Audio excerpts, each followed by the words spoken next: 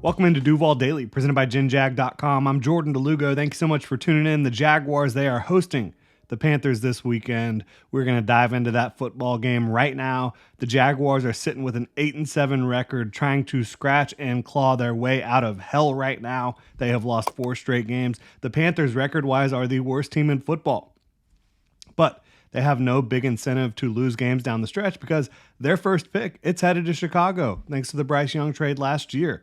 2 teams that entered the league together in 1995. 2 of the big cats in the NFL. Fired up to get into this one. Really appreciate y'all tuning in. If you enjoy the content, please like, subscribe, hit that notification bell. You can also check out genjag.com/shop. Pick up some new Duval gear.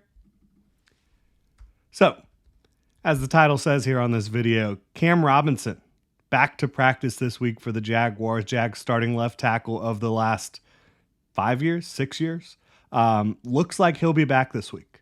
The Jaguars, as Gus Logue pointed out earlier this week, Gus Logue of Big Cat Country, they are 6-1 this year when Cam Robinson is in the lineup and starting. 2-6 without him. Is that correlation or causation? We'll look into it a little bit here. I do think it's a little bit of both, quite honestly. Robinson does provide energy, toughness, and a level of competency that has not been there, both in the run game and pass game, when he has been out, due in part to Walker Little battling through injuries and trying to play through injuries, not looking himself over the last month or so. But yeah, Cam Robinson provides that toughness, that dog mentality on the offensive line on the left side that you don't really have without him. And again, he does provide a level of competency when he is at his best, when he is healthy, that the Jaguars simply have not had this year. So does Cam Robinson's return this week, potential return, mean everything is going to be all good on the offensive side of the ball for the Jaguars? I don't think so, because the interior is still broken in a big way. Left guard banged up, whether it's Walker Little or Ezra Cleveland. I think the Jaguars want it to be Ezra Cleveland, but again, both of those guys are banged up. Who's going to start? We'll find out. Center, it's a horrific position right now for the Jaguars. Both guards, Ezra Cleveland last week and Brandon Sheriff over on the right side, both of those guys were just trying to help out Luke Fortner so much in pass protection that it was causing them to not do their job, right? It's a really bad situation in the middle there. And then, of course, you do have Anton Harrison, who's playing very well. But pass protection's broken on the interior. The run game has been broken no matter where you're looking, unless you're hitting outside the tackles, which for some reason the Jaguars just simply do not do very much of. If Cam is fully healthy, will he help the offensive line? Yes, definitely. He will help the offensive line. Does Cam Robinson, his return, potentially give the offensive staff more confidence in calling a real game plan? Maybe, hopefully. So I do think that it could help. I don't think it's going to solve all their issues, but could it help? Absolutely. Then you look at the quarterbacks in this contest, Trevor Lawrence, Bryce Young, 2 first overall picks, right? I think Young had his first really big performance of the year last week against the Packers. They have one of the worst defensive coordinators in football, one of the worst defenses in the league as of late. But you got to give him credit, and I am a Bryce Young apologist. I don't think he has been surrounded with a very good situation in Carolina. Obviously, having your coach fired midseason, not great, right? But I think that this is a guy that brings the right mentality, certainly has kind of that point guard ability at quarterback, and I think that he's going to find his way in this league. And again, he did so last week against the Packers.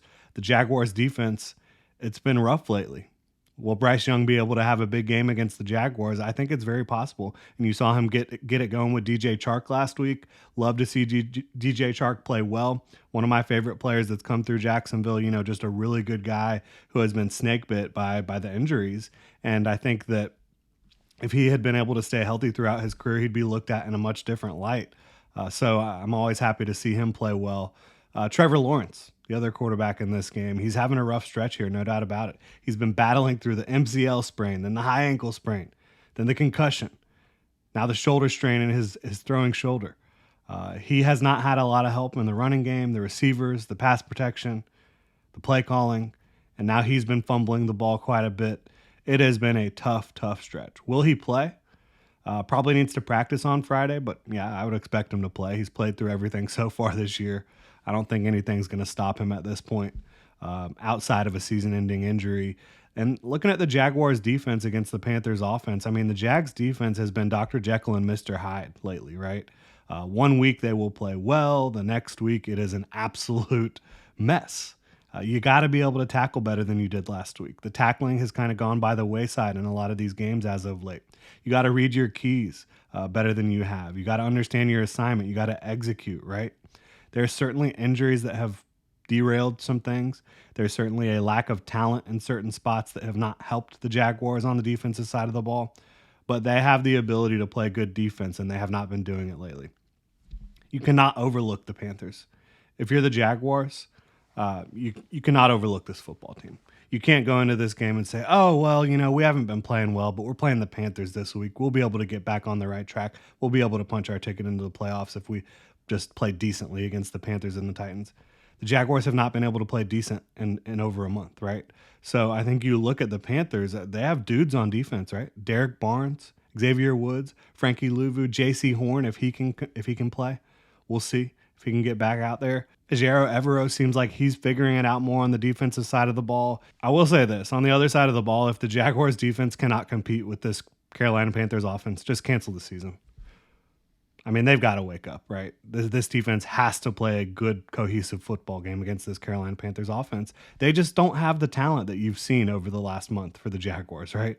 Like, this offense is not as experienced. They're not as talented as the offenses that they've been playing against over the last month. So if you can't come out and play better football, like I said, cancel the season, wrap it up, go home, regroup, make changes, and get ready for 2024. You've got to win this football game. It is a must-win game, and I think it's going to be a real catfight. I really do. The Jaguars have not been playing complimentary football.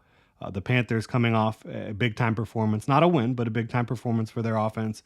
I know folks will say, Carolina, they're no good.